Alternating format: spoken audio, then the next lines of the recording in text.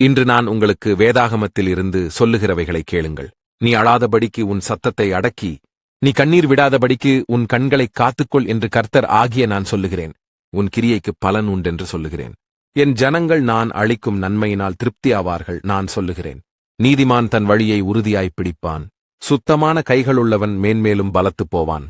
இஸ்ரவேலின் தேவனாகிய கர்த்தர் சொல்லுகிறதாவது, உன் வீட்டாரும் உன் பிதாவின் வீட்டாரும் என்றைக்கும் என் சந்நிதியில் நடந்து கொள்வார்கள் என்று நான் நிச்சயமாய்ச் சொல்லியிருந்தும், இனி அது எனக்கு தூரமாயிருப்பதாக.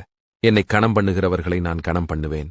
என்னை அசட்டை பண்ணுகிறவர்கள் கனீனப்படுவார்கள் என்று கர்த்தராகிய நான் சொல்லுகிறேன். நான் என் உள்ளத்துக்கும் என் சித்தத்துக்கும் ஏற்றபடி செய்யத்தக்க உண்மையான ஒரு ஆசாரியனை எழும்ப பண்ணி அவனுக்கு நிலையான வீட்டைக் கட்டுவேன். ஒருவன் கிறிஸ்துவுக்குள்ளிருந்தால் புது சிருஷ்டியாயிருக்கிறான். பழையவைகள் ஒளிந்து போயின, எல்லாம் புதிதாயின. கண்ணீரோடே விதைக்கிறவர்கள் கெம்பீரத்தோடே அறுப்பார்கள். அள்ளித்தூவும் விதையைச் சுமக்கிறவன் அழுது கொண்டு போகிறான். ஆனாலும் தான் அறுத்த அரிகளைச் சுமந்து கொண்டு கெம்பீரத்தோடே திரும்பி வருவான். உன் தேவனாகிய கர்த்தரில் அன்பு கூர்ந்து அவர் சத்தத்திற்குச் செவி கொடுத்து அவரைப் பற்றிக் கொள்வாயாக.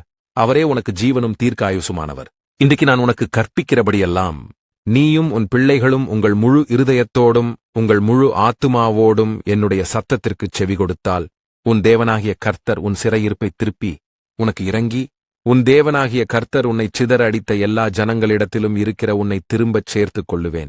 நீயோ மனந்திரும்பி கர்த்தரின் சத்தத்திற்குச் செவி கொடுத்து, நான் இன்று உனக்கு கற்பிக்கிற என்னுடைய எல்லா கற்பனைகளின்படியும் செய்வாய். நீங்கள் வேதாகமத்தை வாசிப்பவர்களாகவும் கேட்கிறவர்களாகவும் இல்லாமல் வேதத்தின்படி செயல்படுகிறவர்களாயிருங்கள். வேதத்தின்படி செயல்படுகிறவர்கள் மேல் மிகுந்த ஆசீர்வாதங்கள் உண்டு.